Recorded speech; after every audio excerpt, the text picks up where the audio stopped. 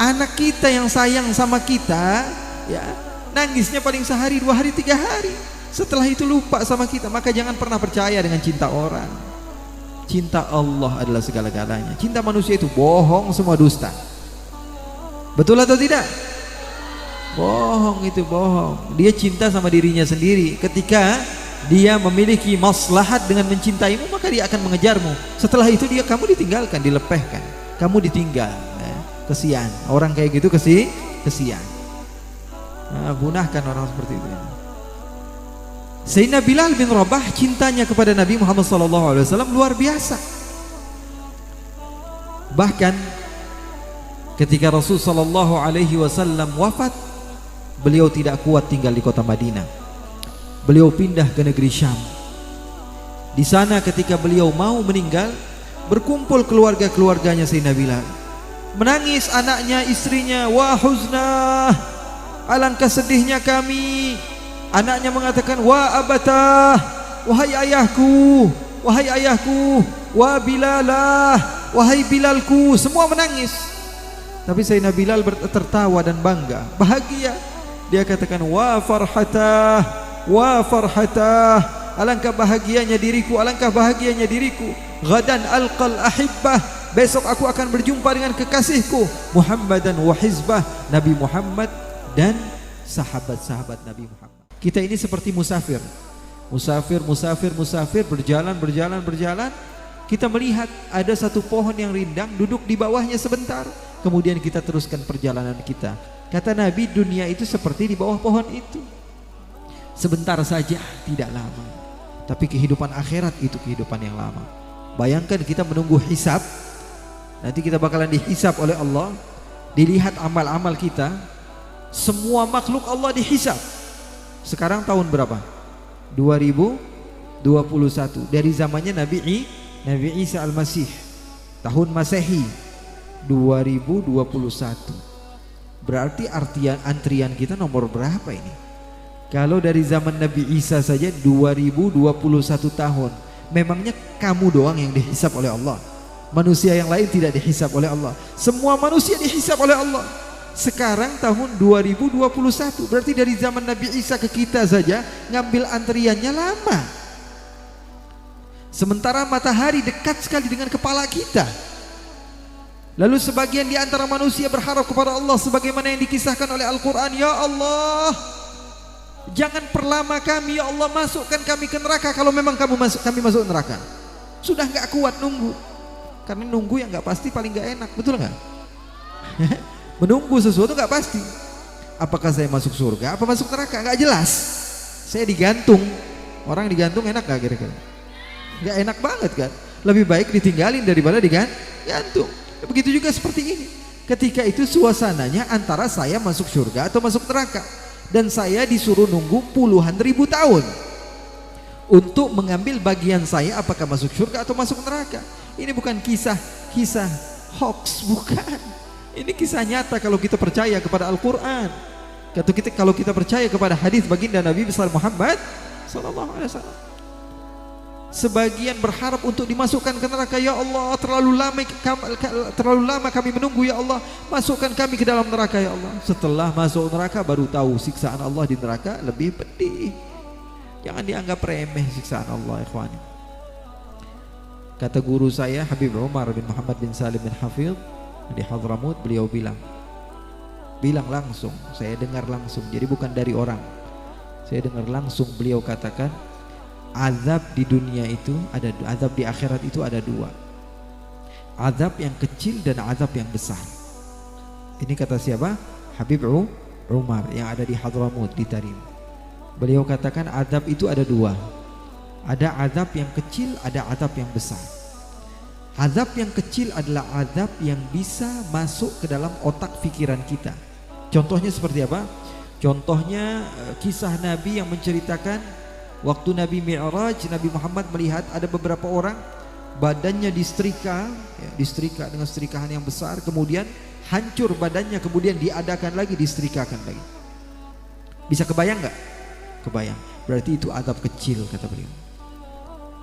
Seorang wanita diceritakan diambil besi yang begitu panas, kemudian dimasukkan ke dalam kemaluannya sehingga dia tewas, kemudian diadakan lagi, kemudian dimasukkan lagi, kemudian diadakan sampai berulang-ulang kali. Bisa kebayang nggak? Bisa kebayang. Berarti itu adab kecil. Adab kecil. Lidah dipotong, kemudian diadakan lagi, kemudian dipotong lagi. Bisa dibayangkan? Bisa dibayangkan. Itu adab kecil kata guru saya. Karena adab Allah begitu hebat. Allah yang mensifatkan dalam Al-Quran azaban alima, adab yang menyakitkan, azaban muhina, adab yang menghinakan, azaban azima, adab yang begitu agung. Terus adab yang besar bagaimana Habib? Adab yang besar adalah adab ma la ainun ra'at wala udhunun sami'at wala khatara ala qalbi bashar. Adab yang besar, adab yang tidak pernah nampak di mata kita, tidak pernah terdengar oleh telinga kita, dan tidak pernah terlintas di dalam pikiran kita. Adab Allah begitu hebat. Adab dunia aja kita kadang-kadang melihatnya hebat sekali, apalagi adab akhirat. Pengen selamat gak? Pengen selamat gak? Ya, kita di dunia bisa bercanda begitu, bisa asik-asikan, bisa seru-seruan, tapi nanti di akhirat kita melihat apa yang saya ucapkan sekarang ini menjadi kenyataan.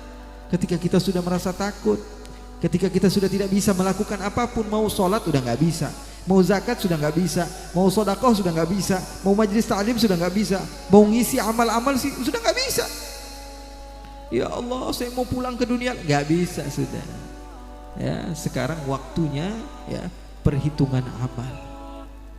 Mumpung sekarang Allah kasih waktu lagi, Allah kasih keberkahan kepada kita. Waktu itu kadang-kadang berkah, kadang-kadang nggak berkah. Tergantung kita suka apa enggak. Seperti pengajian, berapa jam di pengajian? 4 jam. Orang yang nggak biasa bilang 4 jam 4 jam kamu duduk nggak gerak-gerak, dia merasa aneh. Tapi bagi yang biasa 4 jam. Saya datang waktu Isya jam 8, jam 12 pulang, biasa itu. Di tempat saya biasanya sampai jam 3 malam masih ada pengajian. Betul atau tidak? Biasa. Karena yang namanya waktu keberkahan itu tergantung kita suka atau tidak suka. Ada sebagian mengatakan, enggak Bib, waktu itu sama saja. Nih, sekarang saya tanya, main bola diwaktui, diberi waktu cuma 30 menit, sebentar atau lama? Sebentar atau lama? Dibolehin nonton, ya, nonton apa yang biasa kita tonton? Sinetron, waktunya cuma 30 menit, gak boleh lebih. Sebentar atau lama? Sebentar. Kita masuk mall, kata bapak kita, kata ibu kita, kamu masuk mall 30 menit aja, jangan lebih. Kita bilang apa? Buat parkir mobil aja belum sempat, buat parkir motor saja terkadang lebih dari itu. 30 menit itu waktu yang sebentar. Tapi kalau kita lagi jalan, tiba-tiba ada lampu merah, tulisannya 180, 179, 178, 177. Kita bilang, wah kurang ajar, lampu merahnya lama sekali ini. Ya. Padahal waktunya hanya 3 menit, tapi terasa lama banget. Kenapa? Karena kita nggak suka. Masuk akal nggak? Betul banget nggak? Iya. Tapi karena kalau kita suka kepada sesuatu, kita masuk mall sore, pulang-pulang udah malam. Padahal belum ngapa-ngapain. Perasaan baru jalan sedikit sama teman. Itu dia. Makanya tergantung kita suka atau tidak suka kepada sesuatu, itu yang menjadikan ya kita bisa menjadi fokus dalam ibadah. Makanya pesan saya pada malam hari ini, mudah-mudahan kita semua istiqamah ya. Mudah-mudahan kita semua istiqamah. Allah Subhanahu wa taala jadikan kita terus-menerus mencintai Allah, mencintai Rasulnya. Ayo deh, sudah deh, hidup di dunia ini gak lama. Ayo dong ya. Yang muda-muda ini gak gaul banget kalau gak taubat kepada Allah. Gak seru banget begitu ya, kehidupan di dunia yang kayak kita begitu udah banyak, udah kebanyakan. Yang nakal udah kebanyakan ya, tapi yang rajin ibadah, yang ingat kepada Allah, yang mau kembali kepada Allah, ini yang jarang. Makanya kalau bukan dengan adanya majelis-majelis seperti ini, kapan lagi kita mau kembali kepada Allah? Makanya pesan saya sekali lagi, pulang dari tempat ini minta ampun sama Allah, minta maaf sama Allah, ingat dosa-dosa kita, tapi jangan sebarkan kepada orang lain. Saya paling tidak suka mendengar orang yang bilang kepada saya, Habib, saya dulunya orang jahat. Terus kamu mau bilang apa sama saya? Sekarang kamu orang baik. Kalau ada orang yang bilang sama saya dulunya jahat banget, berarti kamu sekarang baik dong. Orang yang kalau nggak duduk berarti berdiri, betul nggak? Oh saya dulu penipu, saya dulu ini, Sudah, itu untuk kamu pribadi. Kamu minta ampun kepada Allah, Allah akan ampuni dosamu. Di zaman Nabi, di dalam hadis yang sahih, Nabi Muhammad SAW menceritakan, kalian mau tahu nggak ahli surganya Allah? Siapa ya Rasulullah? Kamu lihat saja kata Rasulullah. Tiba-tiba melihat ada orang yang berperang kemudian meninggal. Siapa itu? Orang Yahudi. Apa yang dia lakukan? Orang Yahudi ini ternyata dia datang kepada Nabi dan mengatakan, ya Muhammad, kalau saya masuk Islam, kemudian saya ikut berperang, kemudian saya mati, masuk surga nggak? Masuk surga. Kalau begitu saksikan bahwa saya menyaksikan tiada Tuhan selain Allah dan engkau adalah utusan Allah. Dia ambil pedang, kemudian dia berperang, kemudian mati dalam keadaan syahid. Ini yang mati dalam keadaan syahid seperti itu, bukan dengan jihad yang nggak jelas, ya, dengan membunuh sesama orang Islam. Tidak boleh begitu. Yang mati syahid itu yang seperti itu. Lalu sahabat mengatakan, ya Rasulullah, hebat sekali ya Rasulullah. Kata Rasulullah, ini ahli surga. Sholat nggak pernah, zakat nggak pernah, haji nggak pernah, umroh nggak pernah, zikir sekali aja nggak pernah, la ilaha illallah nggak pernah, baca salawat nggak pernah. Tapi Rasulullah katakan di ahli surga. Kenapa? Karena akhir daripada kehidupan dia dalam keadaan husnul khatimah. Begitu caranya. Makanya pulang dari tempat ini, insya Allah kita berharap Allah wafatkan kita dalam keadaan husnul khatimah. Dan kita dikasih guru yang gak salah jalan. Mudah-mudahan kita punya guru, insya Allah membawa kita, memberikan tarbiyah kepada kita dengan ajaran yang jelas. Terakhir, saya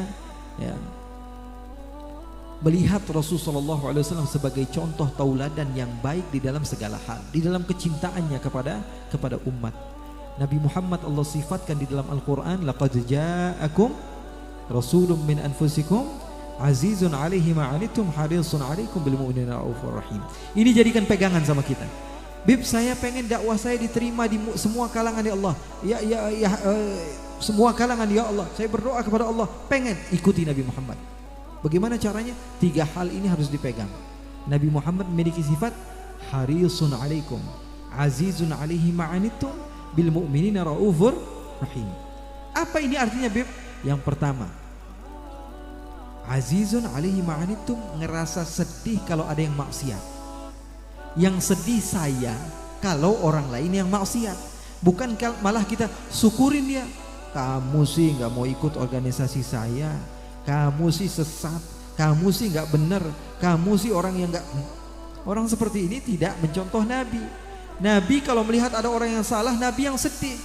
Bahkan ketika Rasulullah SAW melihat ada jenazah orang Yahudi, Nabi Muhammad menangis. Ditanya sama sahabat, kenapa engkau menangis ya Rasulullah? Kata Rasulullah, terlewat kepada saya satu jiwa yang tidak akan terselamatkan. Nangis Rasulullah. Kalau ada yang maksiat kepada Allah, Nabi Muhammad SAW menangis. Itu caranya. Bukan malah bahagia dan senang, menjadikan dia termasuk targetnya setan untuk mendapatkan neraka. Tidak. Syekh Mutawalli Sya'rawi pernah berjumpa dengan anak muda yang kayak kita nih, yang lagi demen-demennya hijrah, lagi demen-demennya kembali kepada Allah. Karena apa? Hawa nafsu terkadang bawaannya.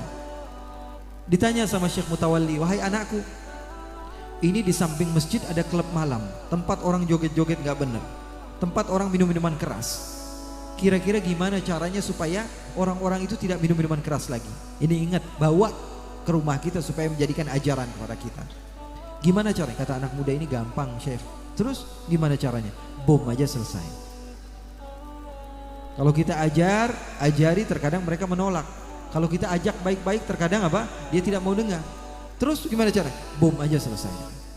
Ta'udzubillah min dzalik. Kata Syekh Mutawalli Sya'rawi, loh bukannya di dalamnya ada orang Islam juga? Lalu dia katakan, iya, tapi orang Islam yang bergabung dengan orang yang enggak Islam kemudian melakukan maksiat, mereka serupa. Man tasyabbaha biqaumin fahuwa minhum. Orang yang menyerupai satu kaum berarti dia termasuk golongan orang tersebut. Terus kata Syekh Mutawalli Sya'rawi, ajaran kepada kita. Mereka ini meninggalnya dalam keadaan su'ul khatimah atau husnul khatimah? Su'ul khatimah. Setan pengennya mereka masuk surga atau masuk neraka? Neraka. Terus kalau kamu bunuh pakai bom, mereka ini masuk surga atau masuk neraka? Masuk neraka, karena matinya dalam keadaan maksiat. Terus bedanya kamu sama setan apa? Bedanya kamu sama setan apa? Setan pengen dia masuk neraka.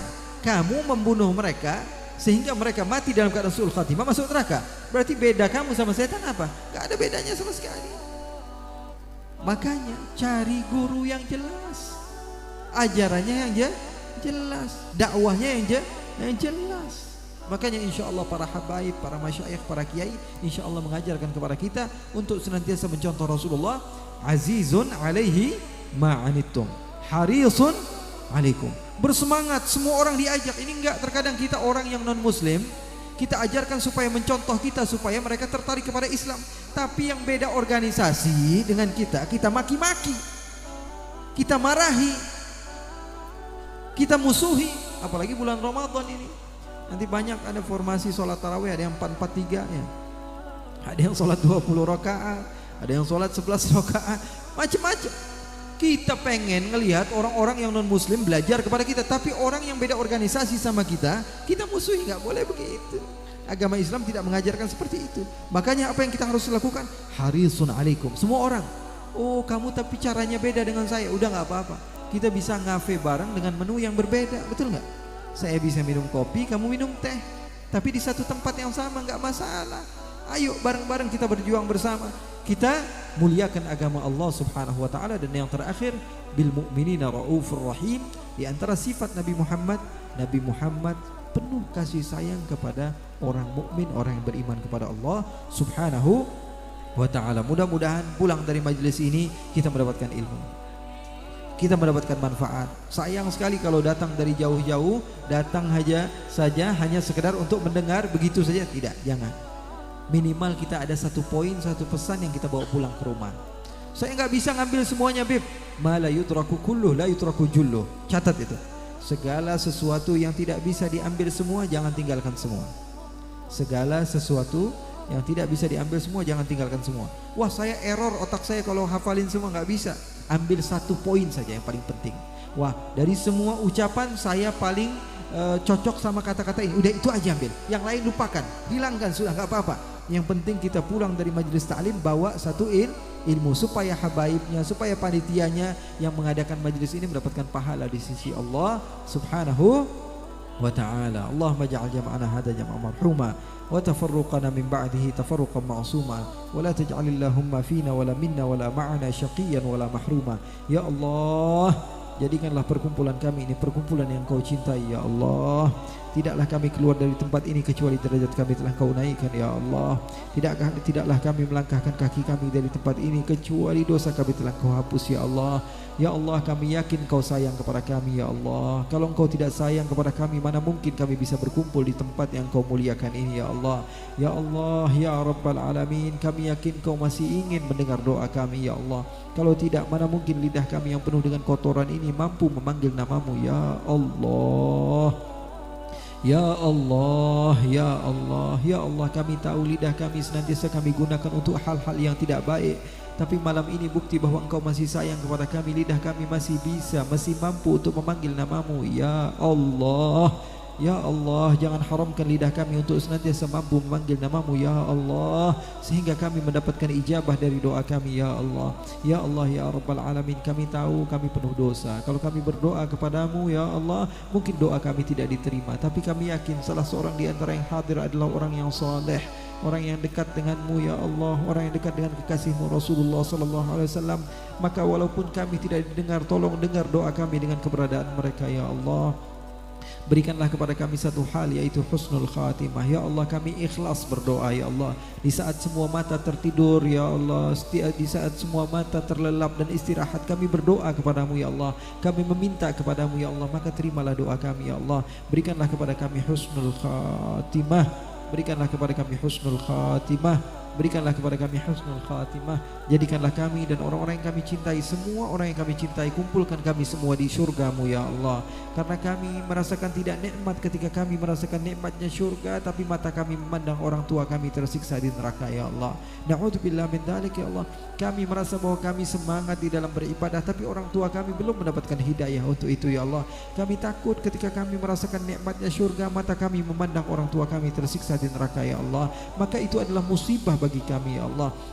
Begitupun kami yang sudah memiliki anak-anak ya Allah, kami belum mampu mentarbiyah mereka dengan didikan yang benar ya Allah. Kami takut ketika kami merasakan nikmatnya syurgamu, mata kami memandang anak-anak kami disiksa di neraka ya Allah. Orang-orang yang kami cintai tersiksa di neraka ya Allah. Maka itu adalah adab terbesar bagi kami ya Allah. Oleh karena itu kumpulkan kami, orang-orang yang kami cintai bersama-sama di syurgamu ya Allah. Dan semua yang hadir pada malam hari ini ya Allah, kami sebagian di antara kami musafir ya Allah.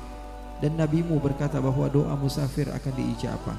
Maka kalaupun kami banyak dosa, tolong dengar doa kami dengan keberkahan para musafir yang datang ke tempat ini ya Allah. Berikanlah kepada kami satu hal, husnul khatimah. Husnul khatimah. Karena kami yakin ya Allah, dengan berkat kami hadir majlis ta'lim malam ini ya Allah, kami pulang insya Allah kami akan dijaga dan wafat dalam keadaan husnul khatimah. Amin ya rabbal alamin. Mudah-mudahan berkah dan manfaat.